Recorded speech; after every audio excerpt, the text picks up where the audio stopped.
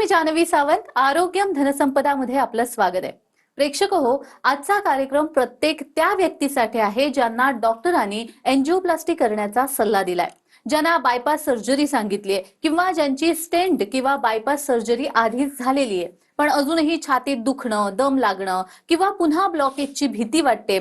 तुमच्याही मनात असे प्रश्न येतात का? माझ्यासाठी स्टेंट खरंच आवश्यक आहे का? बायपास शिवाय दुसरा पर्याय असू शकतो का?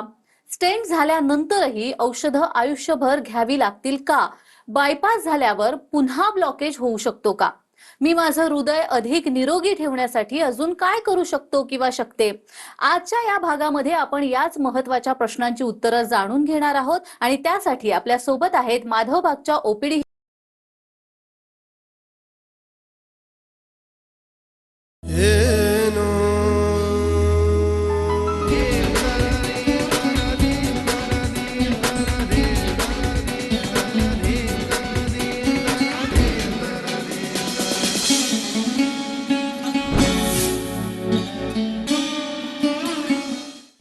नमस्कार, मी जानवी सावंत. आरोग्यम धनसंपदा मध्ये आपलं स्वागत आहे.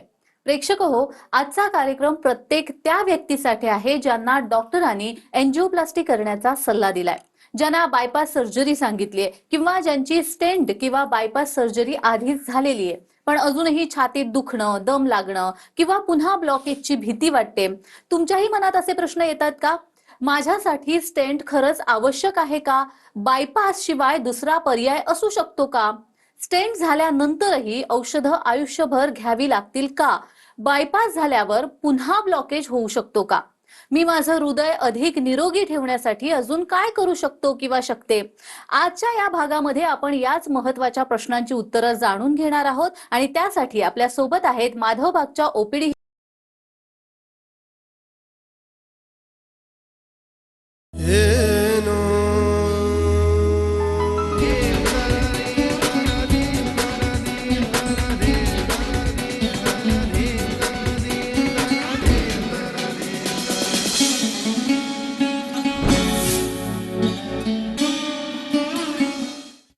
नमस्कार, मी जानवी सावंत. आरोग्यम धनसंपदा मध्ये आपलं स्वागत आहे. प्रेक्षक हो, आजचा कार्यक्रम प्रत्येक त्या व्यक्तीसाठी आहे ज्यांना डॉक्टरांनी एंजिओप्लास्टी करण्याचा सल्ला दिलाय, ज्यांना बायपास सर्जरी सांगितली आहे किंवा ज्यांची स्टेंट किंवा बायपास सर्जरी आधीच झालेली आहे पण अजूनही छातीत दुखणं, दम लागणं किंवा पुन्हा ब्लॉकेजची भीती वाटते. तुमच्याही मनात असे प्रश्न येतात का? माझ्यासाठी स्टेंट खरंच आवश्यक आहे का? बायपास शिवाय दुसरा पर्याय असू शकतो का? स्टेंट झाल्यानंतरही औषधं आयुष्यभर घ्यावी लागतील का? बायपास झाल्यावर पुन्हा ब्लॉकेज होऊ शकतो का? मी माझं हृदय अधिक निरोगी ठेवण्यासाठी अजून काय करू शकतो किंवा शकते? आजच्या या भागामध्ये आपण याच महत्त्वाच्या प्रश्नांची उत्तरं जाणून घेणार आहोत आणि त्यासाठी आपल्या सोबत आहेत माधवबागच्या ओपीडी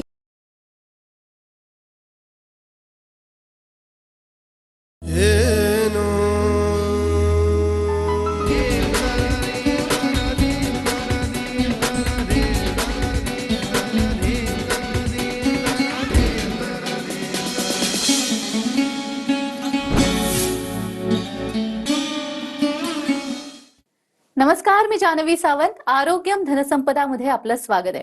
प्रेक्षक हो, आजचा कार्यक्रम प्रत्येक त्या व्यक्तीसाठी आहे ज्यांना डॉक्टरांनी एंजिओप्लास्टी करण्याचा सल्ला दिलाय, ज्यांना बायपास सर्जरी सांगितली आहे किंवा ज्यांची स्टेंट किंवा बायपास सर्जरी आधीच झालेली आहे पण अजूनही छातीत दुखणं, दम लागणं किंवा पुन्हा ब्लॉकेजची भीती वाटते. तुमच्याही मनात असे प्रश्न येतात का? माझ्यासाठी स्टेंट खरंच आवश्यक आहे का? बायपास शिवाय दुसरा पर्याय असू शकतो का? स्टेंट झाल्यानंतरही औषधं आयुष्यभर घ्यावी लागतील का? बायपास झाल्यावर पुन्हा ब्लॉकेज होऊ शकतो का? मी माझं हृदय अधिक निरोगी ठेवण्यासाठी अजून काय करू शकतो किंवा शकते?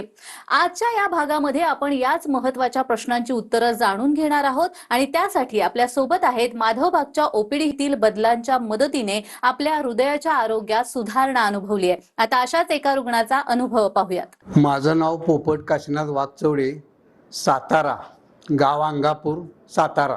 मी ज्यावेळेला सुरुवातीला पहिल्या डॉक्टरांकडे गेलो होतो त्यावेळेला त्यांनी 90% ब्लॉकेज सांगितलं होतं आणि 2 दिवसाच्या आत तुमचं ब्लॉकेज म्हणजे ऑपरेशन केलं पाहिजे, नाहीतर तुमची कंडिशन काही खरी नाही असं सांगितलं. त्याच्यावर विश्वास न ठेवता मी पुन्हा कराडला गेलो. कराडलाही संजीवनी हॉस्पिटल आहे, तिथेही पाटील डॉक्टर त्यांनी सांगितलं 2 दिवसाच्या आत ॲडमिट व्हा, नाहीतर काय खरं नाही. पुन्हा मग आल्यानंतर पुन्हा कराडमध्येच आमच्या चिरणच्या मित्राची गाठ पडली.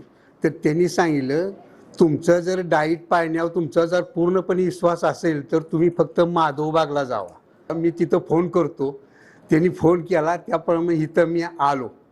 आल्यानंतर चेकिंग वगैरे झालं. ज्या वेळेला आलो त्याच वेळेला हा सोहळा असाच चाललेला होता. मी अर्धा तास या ठिकाणी बसलो आणि तिथं लोकांचे अनुभव घेतल्यानंतर माझ्या मनाशी एक विचार केला की तुझे असे जे अनुभव सांगितले ती 50% माझ्या मनाची तयारी झाली की इथंच उपचार घ्यायचे म्हणशील. आणि तिथून पुन्हा आल्यानंतर मॅडमच्या कन्सल्टिंगला गेलो. त्याला मॅडमनं फक्त नाडीव हा अंगठा ठेवला आणि 2 मिनिटात सांगितलं की तुम्हाला 90% ब्लॉकेज 3 ब्लॉकेज आहेत, त्या हृदयाच्या वरनं आहेत. आता ते सांगितलं तर मी जरा घाबरलो. त्यानंतर पुन्हा म्हणलं मग ह्याच्या उपाय काय? म्हणले काका 100% उपाय आहेत. मग त्यानंतर पुन्हा त्यांनी सांगितलं, मी म्हणलं हे डॉक्टरकडून माझे 15,500 रुपये घेतले त्यांनी, ते तुम्ही 3 मिनिटात हृदयाचं सगळी माहिती सांगितली. याच्यावरून माझा 50% विश्वास आणखीन दृढ झाला की काही झालं तर इथं येऊन माधवबागचंच औषध घ्यायचं. त्या पद्धतीनं घेतलं औषध. तर मंडळी, जसं त्यांनी म्हटलेलं आहे की माधवबागची ट्रीटमेंट घेतल्यानंतर त्यांना आता बरं वाटायला लागलेलं आहे, ते आनंदी जीवन जगत आहेत. तुम्हालाही जर माधवबागची ट्रीटमेंट घ्यायची असेल तर स्क्रीनवर दिलेल्या फोन नंबरवर नक्की संपर्क करा. डॉक्टर, ज्यांच्या हृदयामध्ये आधी स्टेंट बसवलेली आहे त्यांना पुन्हा ब्लॉकेज होऊ शकतात का? नक्कीच होऊ शकतात. आपण स्टेन टाकले म्हणजे काय केलंय हे आपण समजून घेऊयात. आता ही तुमची रक्तवाहिनी आहे, त्याच्या आतल्या स्तरामध्ये ब्लॉकेजेस असतात, त्याच्यामुळे ही रक्तवाहिनी बारीक होते. तिथून मग एक वायर घातला तर वायरला पुढे बलून असतो, बलून फुगवला की हा 90%चा ब्लॉक 40% होतो आणि सर्क्युलेशन चालू करून दिलं जातं. म्हणजे महत्वाचं काय तर हार्टच्या मसलला सर्क्युलेशन होणं गरजेचं आहे. ते रक्त पुरवठा हृदयाच्या मांसपेशीला व्यवस्थित मिळत नाही, म्हणून दम लागणे, छातीत भरणे, रेस्टलेस होणे ही सगळी लक्षणे दिसतात. तर बाय हुक ऑर क्रूक तिथे रक्त पोहोचणं गरजेचं आहे. तर आपण शॉर्टकट मार्गाने सर्क्युलेशन तर चालू केलं, पण कुठेतरी ही फॅक्टरी ऑफ ब्लॉकेजेस बंद होणं गरजेचं आहे. हे ब्लॉकेजेस म्हणजे काही बॅक्टेरिया, व्हायरस, दगड बसले असं काही नाहीये. आपण जे काही खातो त्याचं व्यवस्थित पचन नाही झालं की त्याचे सॅच्युरेटेड फॅट्स तयार होतात आणि हळूहळू डिपॉझिट होत होत ब्लॉक तयार होतात. म्हणजे आले कुठून ब्लॉकेजेस? आपण खाल्लं पण वापरलं नाही म्हणून तर डिपॉझिट होतंय. म्हणून diet, exercise, lifestyle change, stress management आणि पंचकर्म असं जर आपण पंचसूत्री ट्रीटमेंट केली तर नक्कीच आपण फॅक्टरी ऑफ ब्लॉकेजेस बंद होऊ शकतो. पुन्हा पुन्हा ब्लॉकेजेस होऊ नयेत याच्यासाठी काम करू शकतो. आणि हेच आपण 7 दिवसाच्या माधवबागच्या निवासी चिकित्सेमध्ये शिकवून देत असतो, रॅदर करतो. आणि रोजच्या रोज आपण पेशंटचे रिपोर्ट्स करत असतो आणि रोजच्या रोज पेशंटला फरक दाखवत असतो. अगदीच. हे झालं स्टेंट विषयी, पण ज्यांची बायपास झालेली आहे त्यांनी पुढे कोणती काळजी घेतली पाहिजे?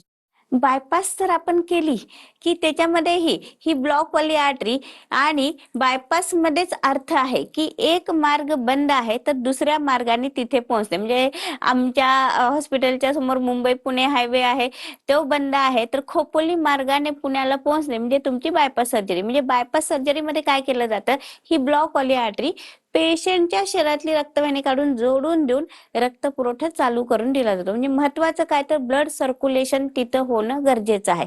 तर आपण जे संपूर्ण हृदय शुद्धीकरण करतो त्याच्यामध्ये सगळ्या शरीराला मालिश असते, स्टीम म्हणजे वाफ दिली जाते, हृदयावर काही औषधद्रव्यांची धारा असते आणि इनिमात्र औषध असते. याच्याने जास्त रक्ताचा पुरवठा हृदयाकडे करून कोलॅटरल फॉर्मेशन करून हार्टचा ब्लड सप्लाय वाढवला जातो. म्हणजे 7 दिवसामध्ये नॅचरल वेनी बायपासच होणार आहे, तर वेगळं इंटरव्हेन्शन करण्याची गरज लागत नाही. आणि कुठलंही फॅक्टरी ऑफ ब्लॉकेजेस बंद होण्यासाठी diet, exercise, lifestyle change, stress management ह्या गोष्टी करणं गरजेचं आहे. आणि कंटिन्युअस फॉलोअप पण करणं फार गरजेचं आहे. ते कॉम्प्लायन्स पण देणं फार गरजेचं आहे. तेच आपण कंटिन्युअस पेशंटचा फॉलोअप घेत असतो. त्याच्यासाठी MIP पल्स ॲप नावाचा आपला ॲप आहे. त्याच्यामध्ये रोजच्या रोज पेशंट घरी काय एक्झरसाइज करतायत, काय खातायत ते रोजच्या रोज आपण बघत असतो. 3 महिने कंटिन्युअस आपण पेशंटचा फॉलोअप घेत असतो आणि त्याच्यामध्ये आपल्याला दिसून येतं की पेशंटची शुगर कमी होतीये, ब्लड प्रेशर कमी होते, त्यांच्या हृदयावरचा लोड कमी होतोय, हृदयाची कार्यक्षमता ज्यांची कमी झाली ती इम्प्रूव्ह होताना दिसतेय, स्ट्रेस टेस्ट जी त्यांची पॉझिटिव्ह आलेली आहे ती निगेटिव्ह होताना दिसतेय. म्हणजेच काय तर पेशंट मध्ये इम्प्रूव्हमेंट पण आपल्याला दिसून येते आणि हे 1 किंवा 2 पेशंट मध्ये नाही तर लाखो पेशंट मध्ये ही गोष्ट होत आहेत. आणि 2006 पासून जवळजवळ आतापर्यंत 10 लाखाहून जास्त पेशंटनी आपलं माधवबागची ट्रीटमेंट केली आणि ते आनंदी जीवन जगतायत. डॉक्टर, सीएडी असलेल्या रुग्णांमध्ये आयुर्वेदा आधारित समग्र उपचार किंवा पंचकर्म या सगळ्यांची भूमिका काय असते? आता सीएडी म्हणजे कोरोनरी आर्टरी डिसीज, म्हणजे हृदय सगळ्या शरीराला 5.5 लिटर रक्त पोहोचत असतं दिवसभरा कंटिन्युअस 1-1 मिनिटामध्ये. पण हे काम करण्यासाठी स्वतःला त्याला काहीतरी रक्त पुरवठा हवा असतो आणि त्याला रक्त पुरवठा करणाऱ्या ह्या कोरोनरी आर्टरीज असतात. त्याच्यामध्ये ब्लॉकेजेस झाले की हृदयाला सर्क्युलेशन कमी पडतं आणि हृदय 24 तास 365 दिवस कंटिन्युअस काम करत असतं. त्याला 1 सेकंदचा जरी रक्त पुरवठा कमी पडला की ते एकदम स्टार्वेशन मध्ये जातं आणि मग रेस्टलेस, घबराट, दम लागणे, छातीत दुखणे, रेस्टलेस ह्या सगळ्या गोष्टी आपल्याला दिसून येतात. तर बाय हुक ऑर क्रूक त्याला त्याचा रक्त पुरवठा मिळणं गरजेचं आहे. त्यासाठी आपण जे आयुर्वेदाची दिनचर्या जी प्रॉपर सांगितलेली आहे की किती वाजता उठावं, किती वाजता झोपावं, काय खावं, किती खावं, हे सगळं ह्या 7 दिवसाच्या निवासी चिकित्सेमध्ये शिकवत असतो, करून घेत असतो, रॅदर रॅशन देत असतो. कारण हे ब्लॉकेजेस हे काही दुसरं तिसरं काही नाहीये. तर आपण जे काही खातो त्याचं व्यवस्थित पचन नाही झालं की त्याचे सॅच्युरेटेड फॅट्स तयार होतात आणि हळूहळू डिपॉझिट होत होत ब्लॉक तयार होतात. म्हणजे ब्लॉक आता काही 1 किंवा 2 दिवसात तयार होत असं नाहीये, तर मागचे 10 ते 15 वर्षाची संप्राप्ती असते. तर ब्लॉकेजेस जाण्यासाठी काही दिवस जाणार, पण ह्या ब्लॉकमुळे जो रक्त पुरवठा होत नाही तो चालू होणं महत्वाचं आहे. तर आपण जे संपूर्ण हृदय शुद्धीकरण ही ट्रीटमेंट करतो त्याच्यामध्ये जे दिनचर्या आयुर्वेदाने सांगितली ती प्रॉपर फॉलो करतो. म्हणजे सकाळी 4:30 ते रात्री 8:30 असा पूर्ण दिवस असतो. सकाळी 4:30 वाजता ब्राह्मी मुहूर्तावर उठून दात घासणे, नाकात औषध, डोळ्यात अंजन, गार्गलिंग हे सकाळच्या वेळेस. त्याच्यानंतर half an hour walking, yoga, pranayama, meditation पेशंटला शिकवलं जातं, करून घेतलं जातं. मग छोटा नाश्ता असतो. दिवसभरातून 2 वेळा पंचकर्म होतं, जी आपली मेन ट्रीटमेंट आहे संपूर्ण हृदय शुद्धीकरण. त्यामध्ये सगळ्या शरीराला मसाज होतं. टुवर्ड्स हार्ट स्टीम म्हणजे वाफ दिली जाते. हृदयावर काही औषधद्रव्यांची धारा असते आणि निमाथ्रो औषध असतं. याच्यानेच कोलॅटरल फॉर्मेशन करून आपण नॅचरल वेनी बायपास करून देतो. असं दिवसभरातून 2 वेळा 4 वेळा heart rate, blood pressure, ECG, sugar रोज टेस्ट, रोज फरक आपण पेशंटला दाखवत असतो. हे जे काही आपण पूर्ण दिनचर्या प्रॉपर फॉलो करतो आणि त्यामुळे पेशंटमध्ये त्यांच्या हृदयाची ताकद वाढताना आपल्याला दिसून येते. जे 5 मिनिट सुद्धा चालू शकत नाहीये ते पूर्ण 2 किलोमीटर विदाऊट एनी कंप्लेंट चालतायत. जे येताना व्हीलचेअरवर आलेले आहेत ते जाताना चालत जात आहेत. जे स्ट्रेचरवर आले ते चालत जात आहेत. असे आपण पेशंटमध्ये इम्प्रूव्हमेंट बघतो. ते आपल्या ह्या पूर्ण जी दिनचर्या आपण फॉलो करत असतो आणि त्यासोबतच पेशंटचं कॉम्प्लायन्स पण फार महत्वाचं आहे की पण कंटिन्युअस जे पेशंटला आपण सांगतो ते घरी जाऊन त्यांनी फॉलो केलं. म्हणजे आपण इथे गाडी सर्व्हिसिंग करून देतो, चालवायचं काम त्यांचं पेशंटचं आहे. त्यांनी ते व्यवस्थित केलं तर नक्कीच आपण डिसीज पासून मुक्त होऊ शकतो. आणि अशाच डिसीज मुक्त पेशंटचे आपण आता त्यांना पेशंट म्हणता येणार नाही, त्यांच्या आपण नेहमी दर महिन्याला सत्कार करत असतो. सत्कार सोहळा की त्यांनी डाएट, त्यांनी एक्सरसाइज, त्यांनी लाईफस्टाईल चेंज केलं आणि त्यांच्यासोबत त्यांनी होम मिनिस्टरनी हे सगळं त्यांच्याकडून करून घेतलं. त्याच्यामुळे आपण त्यांचा सत्कार करत असतो आणि हा सोहळा आपण दर महिन्याला करतो की पेशंट फॅलिसिटेशन करत असतो आणि त्याच्यामध्ये पेशंट इम्प्रूव्ह होतात. त्याच्यामुळे 10 लोकांना ते सांगतात आणि त्याच्यामुळे जे त्यांच्यामध्ये कॉन्फिडन्स बिल्ड होतो की आपण ठीक झालेलो आहोत, हे जो आनंद आहे तो बघण्यासाठी खूप छान वाटत असतं. आणि त्याच्यामुळे आम्हासारख्या डॉक्टरांना पण खूप सॅटिस्फॅक्शन होतं की अरे पेशंट छान होत आहेत आणि फक्त लाईफस्टाईल चेंज करून, स्ट्रेस मॅनेजमेंट करून आणि आपण जे काही सांगितलेलं आहे ते सगळं फॉलो करून, तर त्याच्यामुळे संपूर्ण हृदय शुद्धीकरण हे नक्कीच चांगलं काम करतं. डॉक्टर, या सीएडी संदर्भात मला अजून जाणून घ्यायचंय, मात्र कार्यक्रमात वेळ झालेली एका छोट्याशा विश्रांतीची. कुठेही जाऊ नका, पाहत रहा आरोग्यम धनसंपदा.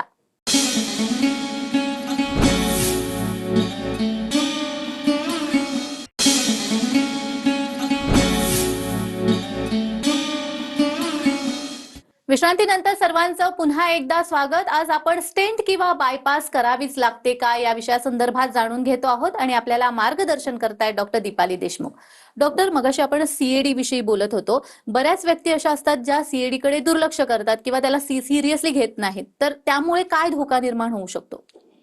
कोरोनरी आर्टरी डिसीज म्हणजे हृदयाच्या रक्तवाहिनीत ब्लॉकेजेस असणे किंवा त्याची कार्यक्षमता कमी होणे, याच्यामुळे heart attack, chronic heart failure, cardiac arrest किंवा अशा गोष्टी होऊ शकतात. त्याच्यामुळे त्याची वेळीच उपाययोजना करून ठेवणं फार गरजेचं आहे.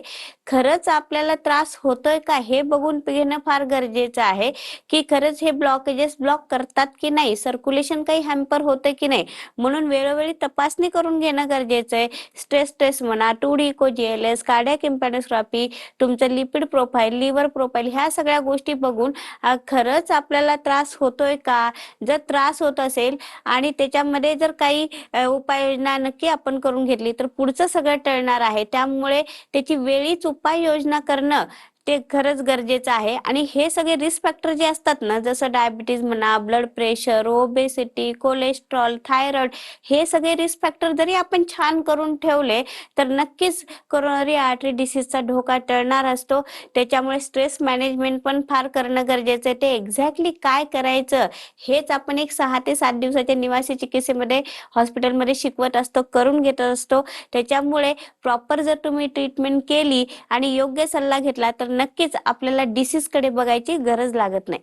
अगदी खरं आहे. आणि मंडळी, असंच हजारो रुग्णांनी योग्य मार्गदर्शन, नियमित उपचार आणि जीवनशैलीमधील बदलांच्या मदतीने आपल्या हृदयाच्या आरोग्यात सुधारणा अनुभवली आहे. आता अशाच एका रुग्णाचा अनुभव पाहूयात. नमस्कार, माझं नाव अच्युत बांबुरे.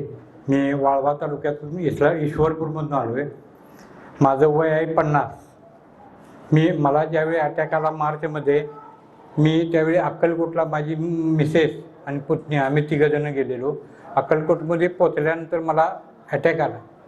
तिथून तिथल्या मुलाचे मित्र ॲक्सिस बँकेमध्ये होते.